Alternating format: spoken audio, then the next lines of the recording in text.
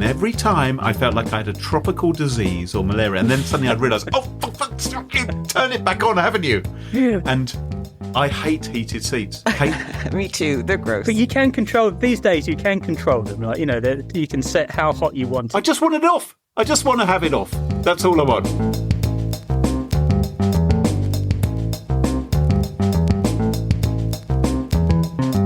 Smashing Security, episode 340, Heated Seats, Car Privacy, and Graham's Porn Video, with Carole, Theriault and Graham Cluley. Hello, and welcome to Smashing Security, episode 340. My name's Graham Cluley. And I'm Carole Theriault. And this week on the show, Carole, we are joined by a special guest. It is Host Unknown's very own Andy Agnês. Hello, Andy. Hello, how's everyone doing? Great. How are you, Andy? Thanks for coming on the show. I'm good. You know what? I love it. And it's just, we just go straight into it there, don't we? It's like, bam, 1 second. It was a case of, right, not even is everyone ready. It's just, hello and welcome. There's not even time to get a cup of tea around here. No. I've already got one, thank you. If you were on the Host Unknown podcast, you'd sort of probably wander off, start making beef Wellington or something, or, sorting out the drains. Well, we take a much more relaxed approach to recording. We're quite flexible with time. Well, we are not, so we should get this show on the road. But before we kick off, let's thank this week's wonderful sponsors, Collide, Drata, and Gigamon. It's their support that helps us give you this show for free. Now, coming up in today's show, Graham, what do you got? I'm going to be talking about my new video on YouPorn. Oh, God. What about you, Andy? If you tolerate this, then your chilled air will be next. I can see why you do the job you do and not the headline guy. And cars with smart tech plus privacy equals what? Plus, we have a super informative featured interview with Mark Zhao, a technical evangelist at Gigamon, where he will share everything you need to know about using and securing the cloud. All this and much more coming up on this episode of Smashing Security.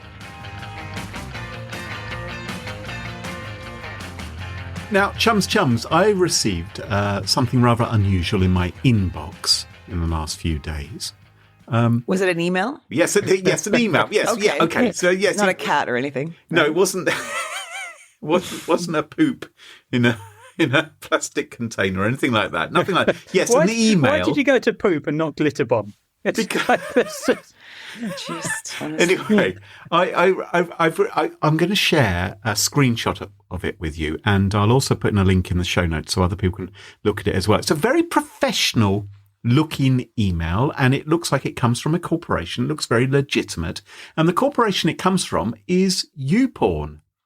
Oh. It's an urgent message from YouPorn. Are you familiar with YouPorn at all, Andy? I've heard of it, and so this obviously got through because they're in your safe senders list, right? You've already whitelisted there. Well, honestly, is YouPorn like a big porn site, or? It turns out it is, yes. It's a free pornographic video sharing website. It's owned by the same company that owns Pornhub. Right. Porn on the internet. Yeah, I know. No, I know of Pornhub, but I've just never heard of YouPorn, or I don't think. Yeah, it turns out there's more than just a few porn sites out there. Unbelievable. So they not only own YouPorn and Pornhub, they also own a Luxembourg-based site called Spankwire, which I've never frequented, obviously. But so a number of websites that this company owns. So I received this email, and I thought, well, this is unusual. Why have I received an email from YouPorn?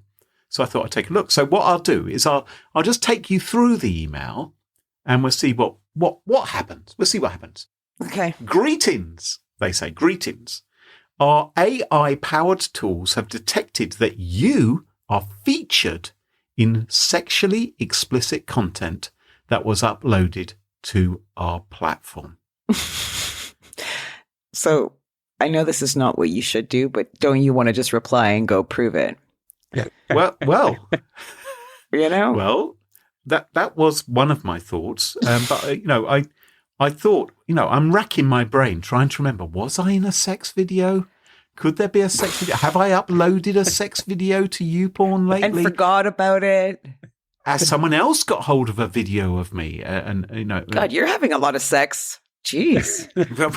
And also, I'm impressed by YouPorn's AI tools because somehow they've identified me in this content. Based in your backside. There's something very unique. You've got something very unique about you, Graham. Is it my bottom print? You know, what is it that they've... I hate to think, because... I'm sure it's very unique. Yeah. Is it going to... I mean, fingerprints, yeah, they identify you. A retina scan, but they... You know, my eyes... Well, they maybe got fingerprint. Would you always wear gloves? Well, yeah, but would you pick up people's fingerprints from a sex video? I mean, it's not what they're focusing on normally, is it? But is it because you've got your initials on your Prince Albert? Could it have been that which they picked up? He probably has a picture of himself on his back, a bit like, what's his name did? Who's that guy, Trump's friend? White-haired guy, went to jail for a bit. Roger Stone. Roger Stone. Roger Stone. But he has a picture of Nixon on his back, not himself. But yeah. That's right. Big face print. Does that mean if a Roger Stone video gets uploaded to YouPorn, they try and contact the deceased ex-president? Mr. Nixon. Thinking it's Richard Nixon in the video. Anyway, so I'm thinking, you know, what is going on here? You know, is my face even on screen in the sex video? And like Andy says, could it be another part of my body that has some unique characteristic or a barcode or serial number on it that allowed them to narrow it down to little old me? Anyway, so I'm wondering what's going on here. So I carry on reading, and YouPorn say, at our company, we take security and privacy of our users very seriously. Very good. I think we should get that tattooed across our arms. Yeah. Right. Yeah. Now, I mean, and that's true. They do take it seriously. I mean, 10 years ago, when they had a data breach which exposed over 1 million of their users on YouPorn, they took that quite seriously. And I remember the press did as well. They made lots of puns about it, talking about having to clean up the mess afterwards. Anyway, but moving on, they said, and we use advanced technology to help detect and prevent the distribution of non-consensual intimate images and videos. And I'm wondering, how can they tell? How can they tell? This is claiming to come from YouPorn directly. Look at the email, Carole. Look at the email. I didn't see the sender address. You didn't send me all the metadata. From info@youporn.com. Info@youporn.com, and they've got the little YouPorn logo. Oh, at the top, I see it now. Sorry, I didn't see it. Yeah, okay, yeah. And it's in a pretty font. It all looks very, very professional. And they say, look, you know, our tools are very powerful, but we also rely on some human oversight to ensure that everything remains safe for everybody. So what we've done, this video's been uploaded. They say it will be published on YouPorn within the next 7 days. And you've got an opportunity to review the content and, you know, and say you don't want it published, right? Which I thought was very kind of them. So they provided me with a link to check it out. Right. So what do you think I did? You obviously clicked on the link right away. Yes, or the expedited publish option, because you don't want to wait 7 days. You've got fans some waiting. likes to make. Yeah. So I check out the link, and the link, it turns out, is broken. The link, at least in the email I received, just says https:// and then nothing else. Right? So it doesn't go anywhere, which is really disappointing as a link. So I've got to work. I mean, I imagine it's going to be youporn.com/something. So I don't know what to do at this point, because I don't have a link to check out the video. I'm thinking, should I just start trawling through YouPorn to see if I can find videos of myself? That's pretty shitty work if you have to do it. That's great excuse there. Is there a cybersecurity podcast genre on YouPorn to try and narrow it down? I mean, should I be looking for certain scenarios? It never occurred to you it could be a deep fake of you? Well, I haven't seen anything yet. I know. I'm trying to see. It could be. They could have faked all manner of things, couldn't they? It does happen in videos, I've heard. So I'm sort of thinking I can't do anything. It says, if you didn't approve the upload, we kindly ask that you follow the instructions below to take immediate action. And of course, because I haven't seen the link, I'm panicking at this point. I'm thinking, oh my goodness, there's a sex video. I didn't know I was in it. Apparently I was in this video. It's been uploaded. It's going to be released to everybody. It could be embarrassing. It could be highly impressive. I don't know. I just simply do not know at this moment. I have a guess what it would be like. You do? I think you're probably right, Carole. I think. I don't know. Anyway, they give me some options and they say, look, we've got a basic removal service, an express removal service, which not only will block it from our side, but will also prevent it from being re-uploaded on our network of 20 other websites. That's only going to cost you $199. See, this is the opposite of what you want there. You want it out there as much as possible. There. If you're going for exposure, you want full affiliation across all the networks. I love the social engineering method, though, they used of giving you a broken link, thinking that maybe you'd think, oh, my God, I broke the link or I can't access it. What are people seeing? I don't know. Maybe it's my firewall. Maybe it's my company's, Nice try, bozos. Nice try. Then they say, well, look, 20 websites, that's not very many because there are more than 20 pornographic websites. What? They say we can, using our digital fingerprinting of your content, we can prevent it from being re-uploaded for a 1-year period to our vast network of over 300 partner websites. And all that's going to cost me is $699. Oh, this is an annual fee as well. They're going to Yes, that's an annual fee. Yes. Well, they're going to have to keep on working at it, looking at these images and working out if they're me or not. And can they invoice Smashing Security directly? Or does it have to be a personal card? And then they say for the Platinum Edition protection, which is going to have digital protection by MediaWise and Safeguard, facial recognition data for 3 years, blah, blah, blah. I'm not worried about my face here. Okay. We're going to look at your biometrics. Lord knows what part of my body they're doing biometrics on. I hate to think of that fingerprint. That's going to cost me $1,399. And all I have to do, they say, is pay via Bitcoin, and they provide a wallet address.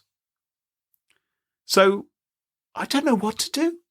I'm not sure. The links don't work. Graham, go for platinum. Go for platinum. Go for platinum. Yeah. Just see what happens next. Yeah. If they could possibly just make this that slightly bit better. So, the whole broken link thing, you can't get to address it quickly. But if they said that you had to upload a photo to prove it was you, along with the payment, then they've got a bit more longevity. Maybe a passport fixture. Because maybe if they had a description of the plot of the video, if they asked me to reenact it to prove that I am authorized. Maybe you could get a sketch artist to sketch the image that they see that you think is me and send that over. So I'm not sure whether to send this to YouPorn support and ask them for some help because of the broken link. Maybe this really is from YouPorn. And they're just trying to drive more traffic to their site. Isn't there a support button at the bottom of the email there, Graham?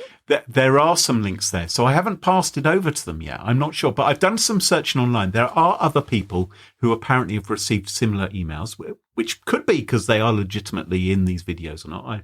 I'm imagining, though, that this is some kind of scam. But it's an interesting twist because just a couple of days before I got those emails, and I'm sure both of you will have received these ones where we say, oh dear, haven't you been a naughty boy? Because we've hacked into your computer and we know that you've been going to porn websites and we've recorded you and we're going to release this to the world, blah, blah, blah, blah, blah. Who would care? Who would care? Well, I don't know. Someone might care, but maybe me. But this is an interesting twist of pretending that we're really genuinely helping you. We haven't been hacked. Someone has uploaded a video. And I imagine because young people do take video footage of themselves and older people as well, some people might be concerned. And maybe some people sometimes pay up. I don't know. Andy, have you ever starred in a sex video? Oh, I have. Many. Oh dear. Yeah.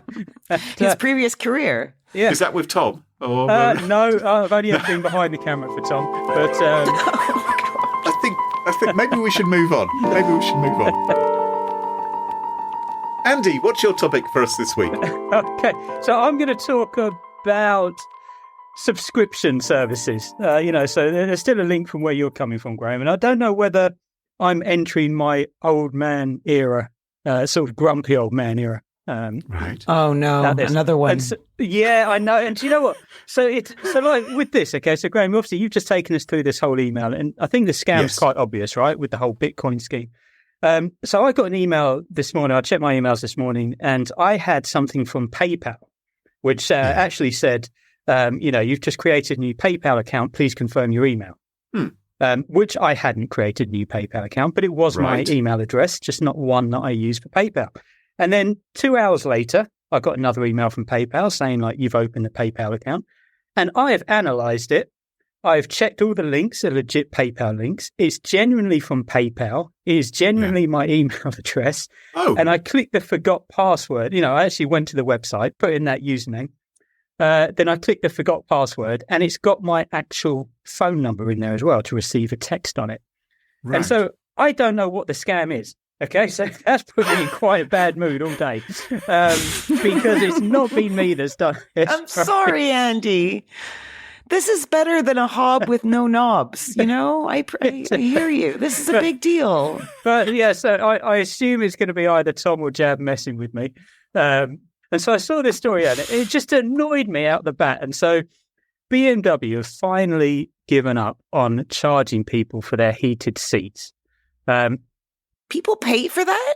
Well, so I don't know if you remember this story. So it actually started in 2020. Right. Okay. So BMW introduced it into sort of selected markets, and those selected markets were South Korea and the UK. The option for people to either pay $18 per month. Per month?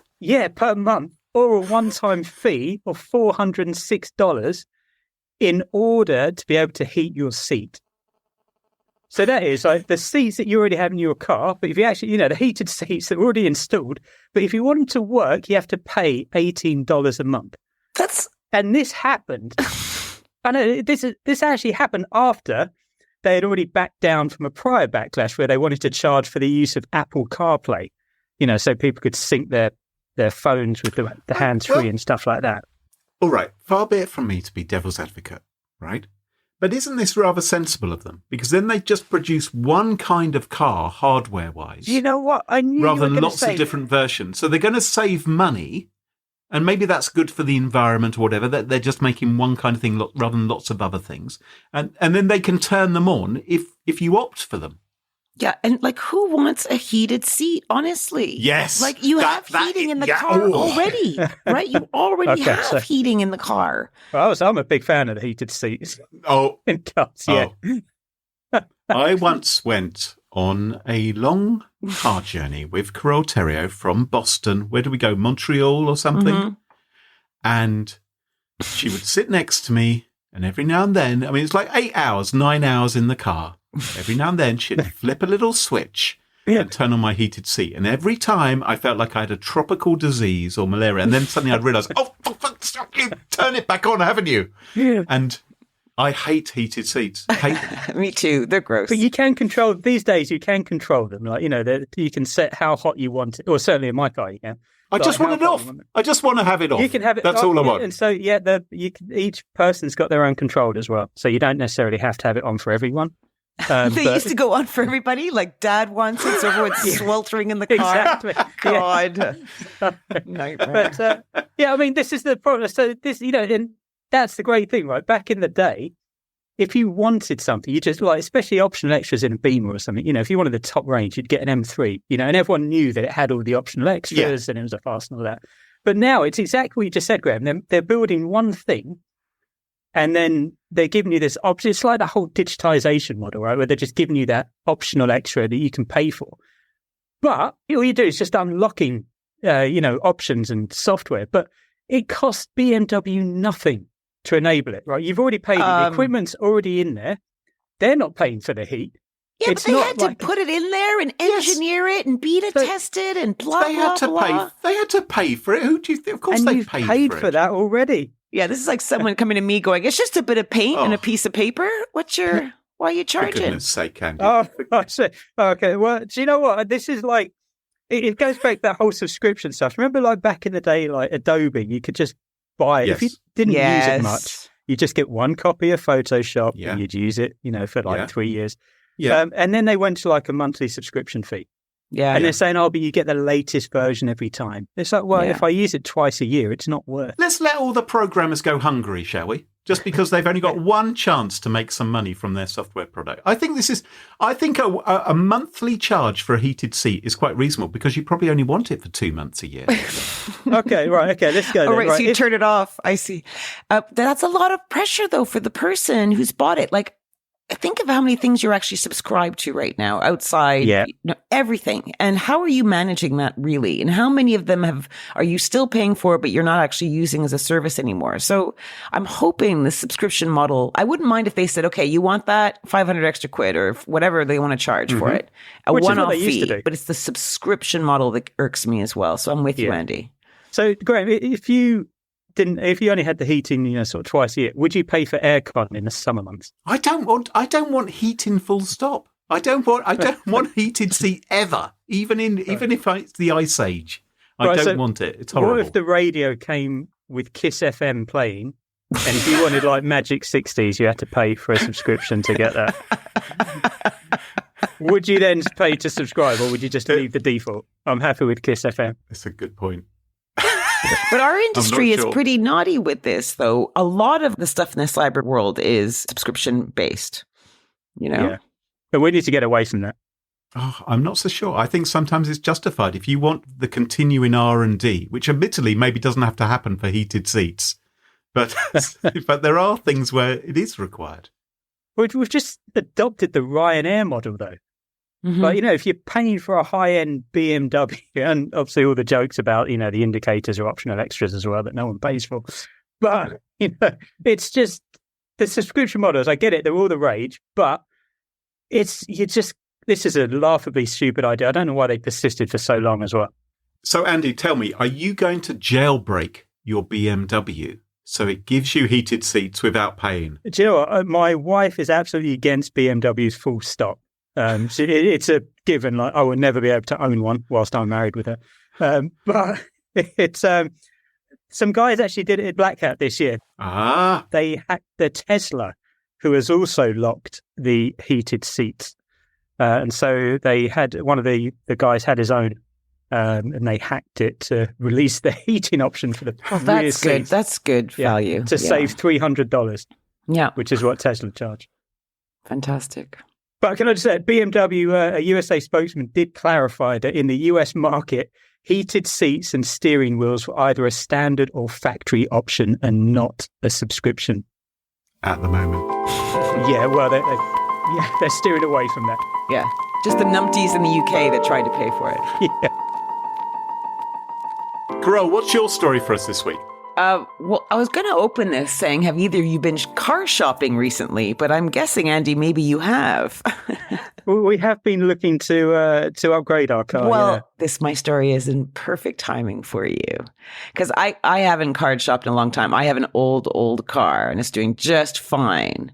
And it seems cars have come a long way since I was on the market looking for one. Like literally airbags were all the rage when I got my car. And it still even has a CD player, but there's no cup holder. That is the most irritating thing about my car, the lack of cup holder. I think that was an optional extra. So irritating. But you have cool stuff now. Now, Graham, I know you have some of this stuff in your car. Like, do you have advanced driver assist controls? Like, so it monitors blind spots and keeps you in your lane and all that kind of stuff? It warns me if I'm about to cross into a lane where a car is about to hit me, and it can actually drive to some extent. So if I'm on the motorway, I don't have to steer. I can put it sort of in cruise control and it will drive along. I have to touch the steering wheel occasionally. But what are you doing with your hands then? Well, if making use of his YouPorn subscription, that's steady. Yeah. So my car does do some things. It has a few beeps. It will occasionally beep. Yeah, it's not like it's saying, "Hey, Graham, pay attention." It's going. Yeah. Beep, beep, beep, beep, beep. Yeah. Is it lane departure warning? Is that what it's called? That's one of them. Yes. And if I'm about to hit a car, it will warn me with some beeps and then put the brakes on and things like that. It's all good stuff. If you had to rent a car now without those things, would you find that a bit stressful because you've become reliant on those to help you drive? Well, actually, I had to hire a removal van recently and take a few long trips. So and that didn't have any of these gizmos, and I managed to cope with it. So I do seem to be able to jump between the two different types of vehicle fairly easily. Okay. What about a 360-degree parking camera? Do you have one of those? I don't in my current car. I did have in a past car. And it actually, there was a button, although I could never remember how to work it. There was a button where it could actually parallel park or reverse park into a gap. Right. So it would show you on your infotainment screen, and then you'd kind of get this bird's eye view. Yeah. It was something like that. It was very complicated to set up. Frankly, I only did it like 2 or 3 times to show off to people. But it wasn't an impressive car. But in researching this story, I even found out that there's remote control parking, like literally. So you can get out of the car at a car spot that's maybe too tight for you to get out. If you're a bit porky. And you can park it using this kind of display key or I think an app on your phone. Amazing. It's insane. And there's also an intelligent review mirror. This is Nissan in collaboration with Panasonic. So the driver's rear view comes from a rear mounted camera. So you don't have an obstructed view of all the road or the luggage, your passengers behind you. Yeah. And apparently there's a big bonus because there's no glare from the sun. They can handle all that stuff. So it eliminates all that. But what if you get dead pixels? Dead pixels on the screen. And the whole objects in the mirror are closer than they appear. Does it replicate that? Mm-hmm. There's even teen driver technology, which places certain restrictions on your teenager if they're not practicing safe driving protocols. So, for instance, some vehicles will not allow the radio or audio system to play until all occupants have fastened their seatbelts. Hey, what? Hang on. If you've got a really expensive car which has all these gizmos, the last thing you should be doing is handing the car keys to your teenager. Shouldn't they be having the really cheap, bashed up car instead? Well, it's hilarious. You're probably paying for the heated seats, and it won't turn them on until they do certain things. They even get report cards sent to the teen driver's guardian or parent to show how well they've been adhering to driving laws. Oh, this is ridiculous. It's ridiculous. Oh, my God. So all this stuff, right? This is all powered by the world of computers and code and logins and services and all that stuff. And who's making sure everything is up to scratch for the actual buyer of the vehicle? The customer. I mean, sure, there's all these bells and whistles. They're sweet, but at what cost? So I was thrilled to see the folks at Mozilla's Privacy Not Included camp. This is where a team of researchers look closely at IoT gizmos, like from watches to toys to cars, and they check out the fine print. They've done really good stuff in the past, haven't they? Yeah, we've covered them a few times. I'm a big fan. And they basically provide a creepiness rating based on what they find. And some are surprisingly good, like gizmos, and they're good and are not creepy at all, while others beggar belief. And you can't help but wonder how selling this stuff could even be legal. So is the gizmo stealthily helping itself to personal details? That's the thing that they're looking at. If so, what? What are they taking from you? And also, what is the company doing with that personal details that they've taken from you once they've hoovered it up? So can I answer that? So the first one, yes. 2, everything. And 3, whatever they want. Well, very interesting. Because a few weeks ago, a research team of 3 at Privacy Not Included at Mozilla Foundation, Jen Kohlreiter, Mikhail Rykov, and Zoe McDonald, looked at 25 car brands. Okay, so this is Subaru, BMW, Mercedes, Jeep, Chrysler, Ford, Dodge, all of them. They even had Tesla in there. And they spent over 600 hours researching the car brands' privacy practices. So in terms of a category of products, so if we talk things like vacuums or Hoovers in your country, or like phones or whatever, I don't even know how to say this. Do you know what I mean by a category of product? Yeah. Like there's all kinds of different smart IoT devices. So cars is one of those categories. How do you think it was benchmarked? Better or worse than the average IoT gizmo category? Do you think they were safer or more privacy aware because they're an established business and a model? The way you're building this up, Carole, is... I was going to say, there's got to be a no, isn't it? I'm doing a shit job. They're basically smartphones on wheels these days. It's not a car anymore. There's no joy in it. They're soulless devices. It's a mobile computer. They say, I'll save you time. They say all 25 car brands they researched earned our privacy not included warning label, making cars the official worst category of products for privacy that they had ever reviewed. And these guys have reviewed a lot of gizmos over the years. Yeah. Now, I'd say cars are complicated beats, like as you say, Andy, right? It's not like a toy for a kid. There's a lot of different functionalities in a car, and there's a lot of tech. And you have a lot of lawyers that are involved in the car business, right? So the paperwork is going to be like a CYA, a lot of that in the legal terms and conditions. The legal team's bigger than the engineering team. Exactly, right? But think about it. Every car brand, all 25, the team looked at, they say, quote, collects more personal data than necessary and uses that information for a reason other than to operate your vehicle and manage the relationship with you. You make it sound like it's about time Facebook released their own car. That they're missing a trick here. They're letting someone else do a better job than they are. So just like a few cute numbers here, a few highlights. So 21 out of 25 of the car brands they research say they can share your personal data with service providers, data brokers, and other businesses. 19 out of 25 say they can sell your personal data to whomever they choose. And more specific examples, they report that Subaru's privacy policy says that passengers of a car that use connected services have, quote, consented, unquote, to allow them to use and maybe even sell their personal information just by being inside the car. Unbelievable. And they say that Nissan say that they can collect and share your sexual activity, health diagnoses data, and genetic information and other sensitive personal information for targeted marketing purposes in their Nissan USA privacy notice. So this is...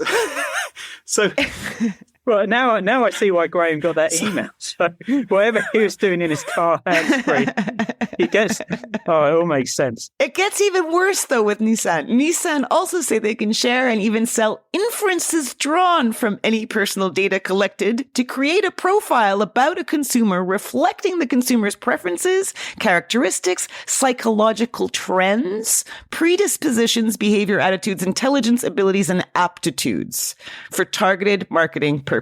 It is true that you could infer quite a lot from my driving.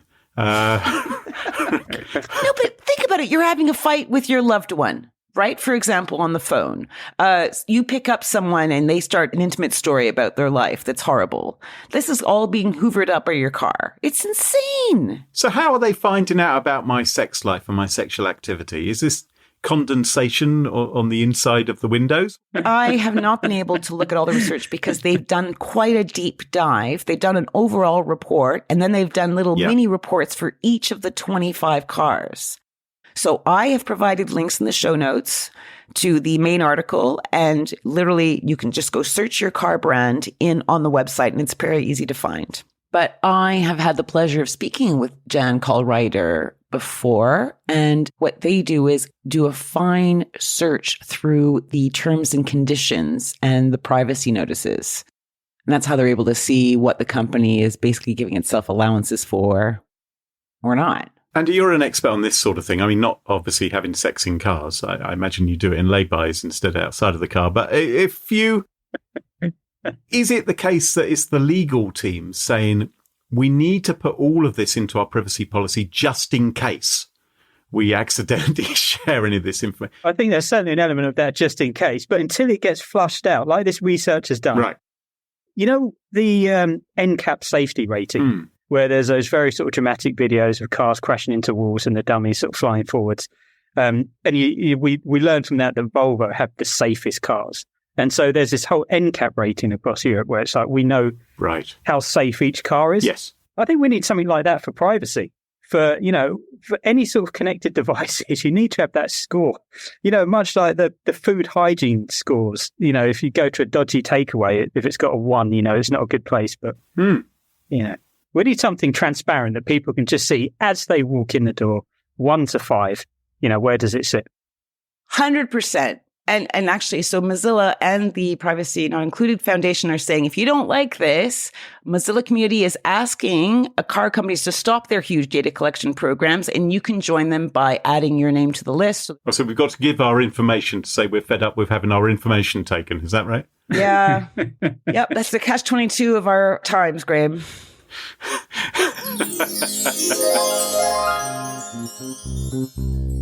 Compliance isn't fun, but neither is a data breach or losing a customer. That's why Drata automated it. With Drata, you don't have to spend hours collecting evidence, manually testing controls, managing spreadsheets and screenshots, and pestering other teams with requests. With automated evidence collection, over 85 integrations and 24-hour monitoring, Drata automates the compliance process and keeps you audit ready all year round. Drata supports over 16 frameworks, including SOC 2, ISO 27001, GDPR, and HIPAA. And with an open API and plenty of customization, you can build your compliance program your way. With over 475 5-star reviews, Drata is the highest rated cloud compliance platform on G2. Countless security professionals from companies like Notion, Lemonade, and Bamboo HR have shared how crucial it's been to have Drata as their trusted compliance partner. Listeners of Smashing Security can get 10% off Drata and waived implementation fees at smashingsecurity.com/Drata. That's smashingsecurity.com/DRATA. And thanks to Drata for supporting the show.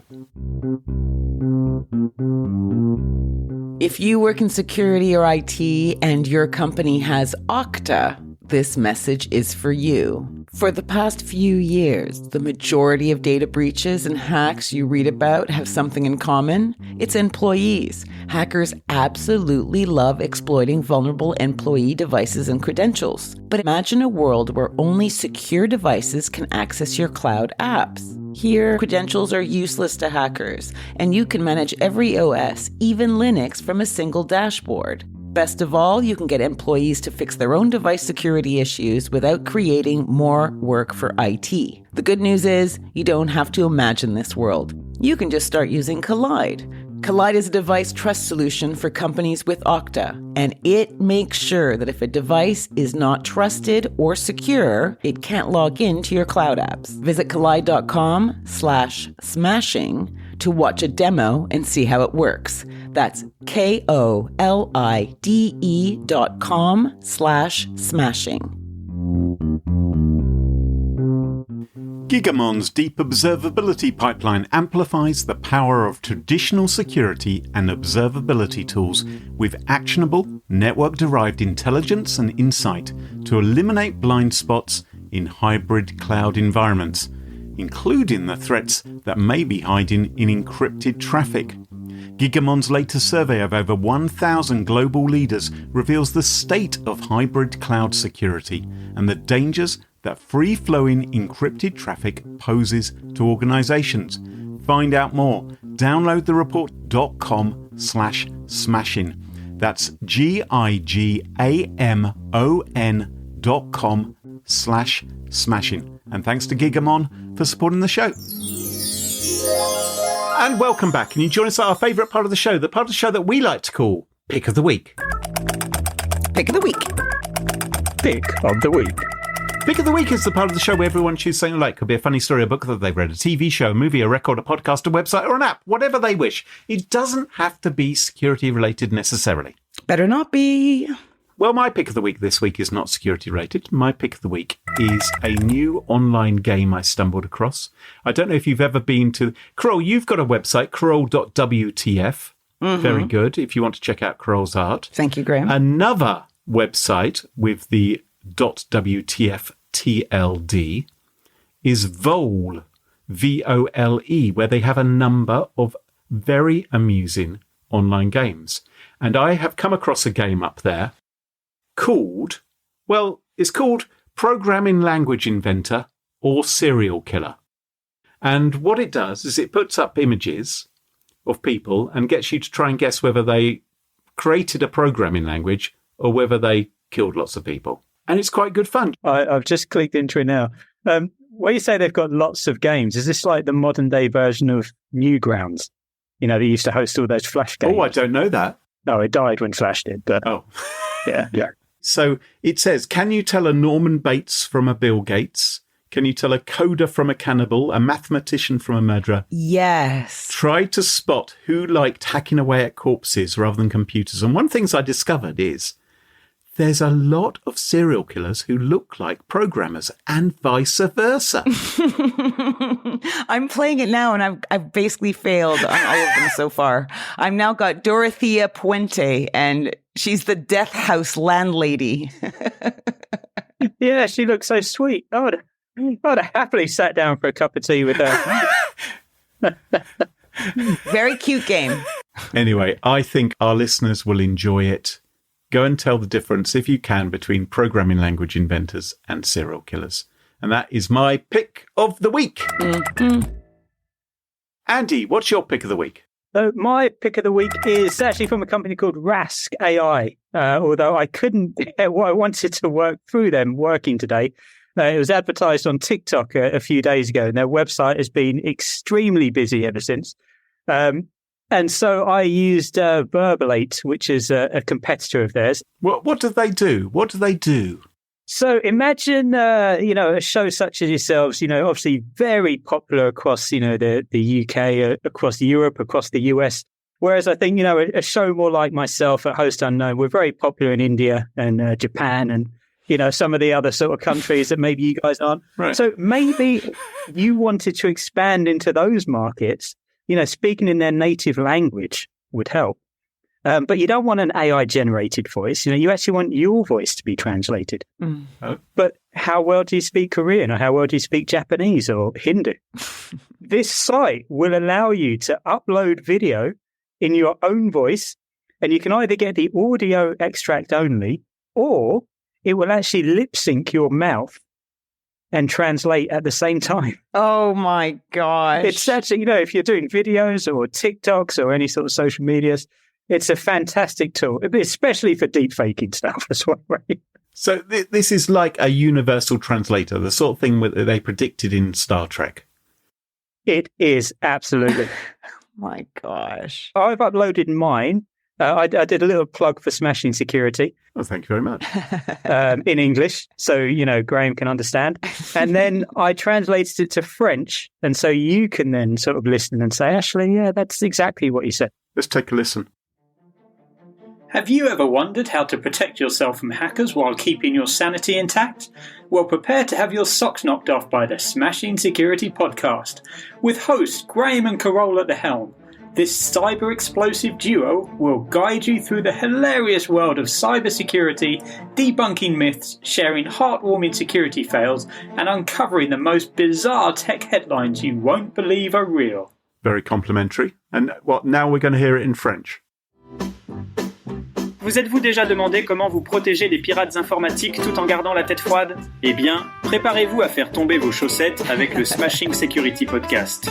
Avec les animateurs Graham et Carole à la barre, ce duo cyber-explosif vous guidera dans le monde hilarant de la cybersécurité. Le monde hilarant de la cybersécurité, en déboulonnant des mythes, en partageant des échecs de sécurité qui font chaud au cœur, et en découvrant les titres les plus bizarres sur la technologie dont vous ne croirez pas la véracité. Okay, not bad. Not bad. Carole, is this correct French? Few great lines. Tomber les chaussettes. Loved that. Cyber explosif. It gets the message across, I guess. And we're just hearing it now, but there's actually a video where your lips are sort of... Yeah, it looks pretty authentic. The world is getting so scary. I can't even believe nothing. Yeah. And this is free to you at the moment as well. So you can get 1 minute for free. Just register whenever you want, get multiple single minutes, or else a very affordable subscription. You're comfortable with subscriptions, eh? I have one or two coming out of an account somewhere. Carole, what's your pick of the week? So mine's kind of security related, maybe a little bit. Oh. Yeah. I thought you said better not be. I know, because, it's all about taking down a scammer in a dark comic drama called The Following Events Are Based on a Pack of Lies. It came out on iPlayer last week.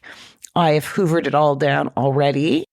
It's from the creator of Better Call Saul and Breaking Bad, so Vince Gilligan. Oh. And this is his latest oeuvre. And we follow Alice, who, while getting across her hometown of Oxford, Graham, yes, my home city, yes, she spies her estranged husband crossing the road.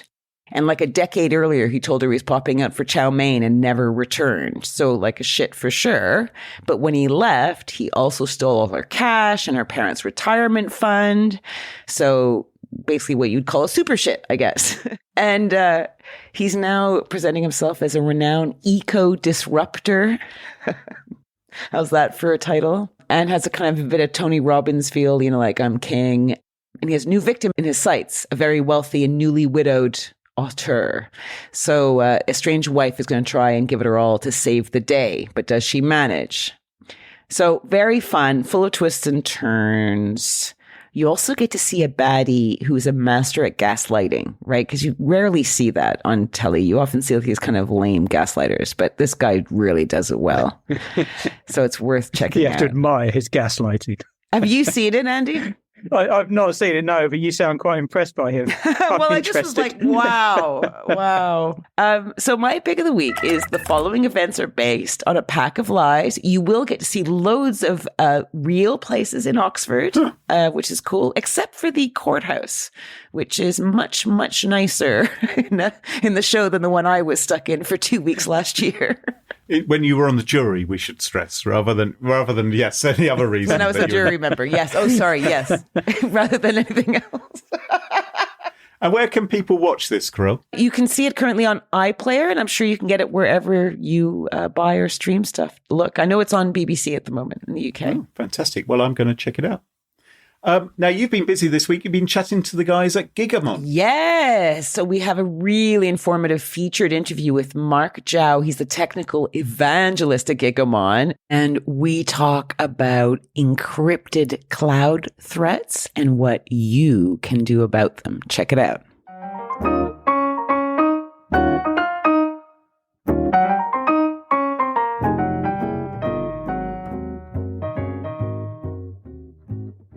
All right, let's kick this off. So, listeners, I want to welcome Mark Zhao. Is that how I say your name, Mark? It is short and very easy to say, and you said it perfectly first time. Perfect. Listeners, I want to welcome Mark Zhao. He's the EMEA technical evangelist at Gigamon. Thanks so much for making time to come on the show. And again, thanks for your time, Carole, and have us on the show. First, maybe you could just tell all our listeners a little bit about Gigamon and their focus and what role you play in making that all happen. Okay, so I mean, Gigamon is an organisation that's been delivering deep network insight and deep observability solutions to enterprise customers now for about 19 years. And within their EMEA organisation, I speak on behalf of the company in terms of how the organisation addresses business challenges for the organisations that we serve, give updates on our product strategy roadmap, and also ensure that the technical teams that we have creating solutions for our customers are giving them the compelling solution that delivers the outcome that we promise when they purchase that solution. So I guess sort of three elements to the role. Wow. Okay, so you're a busy guy. Mainly, yes, yeah, and certainly at this time of year, very busy, but busy in a very good way, and that's largely because of the demand for the capability that we offer. Fantastic. So let's dive into that a bit, because I know you guys recently issued the Gigamon Hybrid Cloud Security Survey 2023, and this Gigamon report highlights a perception versus reality gap. Can you talk to us about that? It's clear from the results that we got back. And you know, the results are pretty substantial in that we had responses from about 1,000 senior IT and security leaders. And what they're telling us is slightly paradoxical. On one hand, you know, 94% of them tell us that they've got the required levels of visibility they need in their organization. You know, over half of them say that they're confident in their ability to repel attacks. But when we examine them further in terms of, you know, how confident do they feel about things like encrypted data, how many of them have actually had breaches, clearly there are significant numbers involved there, to the point where, you know, somewhere in the region of 50% of them have had breaches. Wow. And the ones that have been breached, they don't even know how they were breached and how the data or the access was getting to their organization. So clearly, at one level they're confident, at another level the realities paint a different picture. Yeah, totally. So why are there so many breaches? Why are they happening so frequently? I think it's fair to say that if you map the trend of the growth in encrypted data, not just in terms of the traditional internet data volumes, I think 95% of the data today is encrypted traffic in terms of the internet, but increasingly organizations are using encrypted and generating encrypted traffic in their internal application environments, their cloud environments, within their own organizations. And I think what they're seeing is 70% of the people we spoke to are letting that information flow freely across their organization. And they're not doing that because they want to. They're doing that because they currently have to, because there's no viable solutions out there to help them look into that encrypted data in a meaningful way. And as a result, those bad actors are effectively turning an encryption, which is primarily an asset there to assure the security and safety of organizations and the people who bank and buy things from those organizations and give their data to those organizations. Effectively, that very security mechanism is being used against them, because increasingly bad actors are hiding their attacks in that encrypted data. I think about over 90% is hidden with encrypted data. So if they're letting it flow freely and they can't see within it, then it's hardly surprising that's where the actors are going to strike. And I think when you look at the fact that 30% of them say, look, we didn't even know we'd been attacked or how, it's probably the case that threat was hidden in encrypted data, which is why they didn't see it. And they're only finding about the breach when they see either their data being offered for sale on the dark web, or someone's trying to extort money from them, or there's a news story hits. So I think encrypted data for us is the key of where a lot of those risks are actually starting to increase. Do you see any kind of categorization or like trends? Initially, there's a breach, and that's really just steal data to sell it on. Is that what's going on? Yeah, I think it's fair to say that. I mean, there are still the ransomware attacks that we saw the last sort of 2 or 3 years, and there are the random acts of vandalism, people that just want to damage or corrupt things because they can and they get a kick from it. But I do think a lot of the encrypted attacks that we see now are perpetrated increasingly by nation state or very experienced threat actors that have been commissioned by nation states and others, and they're there to gain access to data within the organization that either has commercial value or strategic geopolitical value or even national security value. And so a lot of the attacks into encrypted data really are around getting access to data, getting data outside the organization, and also demonstrating to nation states that they're vulnerable to attacks from other states. So that's a lot of what we see. Wow. Okay. And so do you think that it's down to lack of visibility? So if all this stuff is hiding in encrypted form and you're not even aware it's there, is it that lack of visibility into these hybrid cloud infrastructures that's maybe basically a pipeline to security issues? It is. I think visibility is absolutely critical. I mean, they do say what you can't see, you can't protect against, and I think a lot of organisations have become in the past content with a certain amount of visibility that they get from various different observability tools and tools that look at logs and metrics and events and things. They've got pretty good visibility in terms of what's happening north-south within their organisations and their data centres. A lot of organizations don't realize the art of the possible that organizations like Gigamon can deliver to give them that deep network level, immutable data traffic visibility, right? Both east-west and north-south across their data centers into public clouds, within private clouds at that network level. And I think it's that level of visibility that organizations are starting to realize they need. Interestingly enough, when we did the survey, we asked some of the questions before we explained to the respondents what we meant by deep observability. And then once we'd done that, we said, okay, if you have this capability, this deep network level insight, immutable data that you can feed to the different tools to be better informed, would this be of value to you, and would this close these visibility gaps you're telling us about? And universally, I think the vast majority, over 90%, said Absolutely, it would, and they were looking to try and implement those types of solutions. Some of them already had to some extent. But even with that deep observability, today, getting access to the information in the clear in encrypted traffic, particularly in cloud environments, is very difficult, even if you've got access to that network traffic. Right. Again, that's something that we are uniquely placed now to provide a solution for, unlike many organizations, other organizations out there. Oh, we want to hear about that. Can you tell us a little bit about how Gigamon is addressing all this, the issue of decryption and inspection of traffic?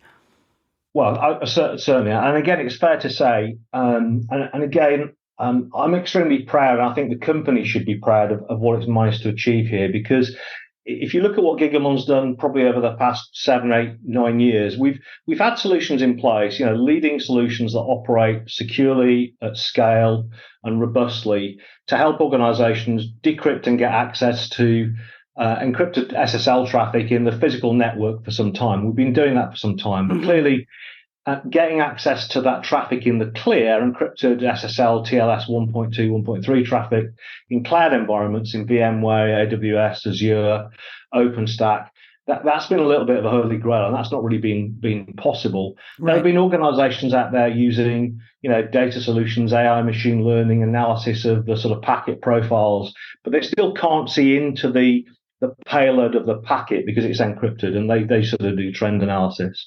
Well, the release of our pre-encryption solution on the 12th of September really helps customers now shine a clear light on that encrypted traffic within their cloud, their private public cloud environments, and actually their containerized environments. So what that solution is able to do is it's able to capture the traffic using tight integration with the Linux operating system and using eBPF to capture the traffic before it actually goes into the encryption engine, and then be able to channel that traffic through secure tunnels to the appropriate tools and observability platforms to make use of that decrypted traffic in the clear. So organizations that are using encrypted traffic in cloud will be able to reconcile what the network packet header says about what that traffic might be, where it's going to, where it's coming from, and actually what that traffic is. Because quite often what's in the payload, particularly with bad actors trying to conceal their attacks via things like port spoofing, doesn't reconcile with the port information that's in the header. And you can only really be certain of that if you can get the access to the payload in the clear, and that's what we do. And then on the other way out, we're able to capture the traffic in the clear after it gets decrypted on the way out. So again, it's an elegant solution, and it's one that requires very little CPU and machine resource to do, because effectively we're piggybacking on existing both operating system and capability, and capturing the data before it goes into encryption and after it comes out. So the CPU overhead is very low. And it's very easy to install and configure that solution in an existing Gigamon environment. And on top of that, I imagine it is completely invisible to the user, right? The user of the cloud, all your clients, your employees, everyone around who's doing what they need to do. It is absolutely. It's seamless. But also, I think a point that needs to be made is, we do take data in the clear, decrypted data very, very seriously, because it's very easy to do that and then have that data going off in directions that are uncontrolled and unmanaged. We're very keen to make sure that we're channeling that information in the clear, either before it gets encrypted or after it gets decrypted, only using secure methods of transport to the tools that really need that data and that payload. And we can do that for pretty much any encryption standard, 1.3, 1.2 TLS. We're even able to support some of the legacy encryption platforms as well. So, as you pointed, it's very seamless to the user as well. That's so cool. So it's like light on the feet for IT. So you don't need a bucket full more of resources to run. It doesn't hammer the systems. The user is unaware of it, but actually the environment is much more secure through this game changer you're calling pre-encryption. It's very cool. Exactly as well. And again, Gigamon has for some time had additional capability to take traffic in the clear and mask parts of the data that might be personally sensitive information, for example. So if once you've decrypted or gained access to the traffic before it goes into encryption, if there are things like credit card numbers or email addresses or addresses in there, the company says, actually, we don't want to send that data to the tool in the clear for a GDPR reason, for example. They can use the capability that we call masking to effectively mask that particular part of that traffic and then send that on so that personal data is still preserved and is kept secure from a GDPR perspective. It sounds amazing. I know there's going to be a glut full of listeners who are going to want to learn more about this. Is there anything you want to add at this stage? A lot of people over the last few years have almost given up on the fact that this capability would ever be possible to achieve. And so people assume it's not possible to do. And only when they see it happen before their very eyes, and we've got a number of demonstrations that we've put up in place. We're going to be recording some predefined clips for demos to share both socially in terms of the public launch activity that we've done for pre-encryption. But we'd certainly like people to suddenly start to lift their heads and say, actually, no longer do I have to struggle to get access to my data in the clear if it's encrypted, and no longer do I have to tolerate that I'm going to have to let 70% of it flow around my organization if I'm going to keep my systems running and just accept the risk. No longer now do they have to accept the risk, and particularly in their public and private cloud environments, where arguably increasingly data and workloads are moving cloudwards at a huge pace. That's again where most of the attackers are centering their activities. And so you think cloud, encrypted, and ransomware, that's where they're focusing. And with a pre-encryption solution, it runs on cloud, it enables access to that decrypted traffic, and no longer can the bad actors hide in those environments, certainly from solutions that are using Gigamon. Listeners, you have heard Mark, and you can see for yourselves why everything is not as it seems for the state of hybrid cloud security in 2023. You can learn about what keeps CISOs up at night, the most common and critical cloud blind spots, and the foundational elements of zero trust by going to gigamon.com/smashing. That's gigamon.com/smashing. And thank you so much, Mark Zhao, EMEA Technical Evangelist at Gigamon, for talking with us. You're very welcome, Carole. Thank you. Terrific. Well, that just about wraps up the show for this week. Andy, I'm sure lots of our listeners would love to follow you online or find out what you are up to. What's the best way for folks to do that?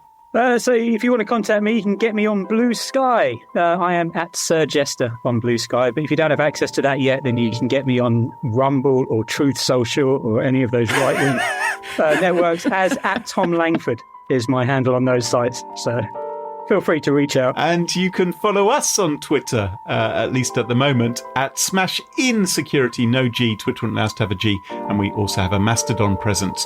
And don't forget to ensure you never miss another episode. Follow Smash In Security in your favourite podcast apps, such as Apple Podcasts, Spotify, and Overcast. And shout out to this week's episode sponsors, Collide, Drata, and Gigamon, and of course to our wonderful Patreon community. It's thanks to them all that this show is free. For episode show notes, sponsorship info, guest lists, and the entire back catalog of more than 339 episodes, check out SmashingSecurity.com. Until next time, cheerio, bye-bye. Bye-bye. Bye.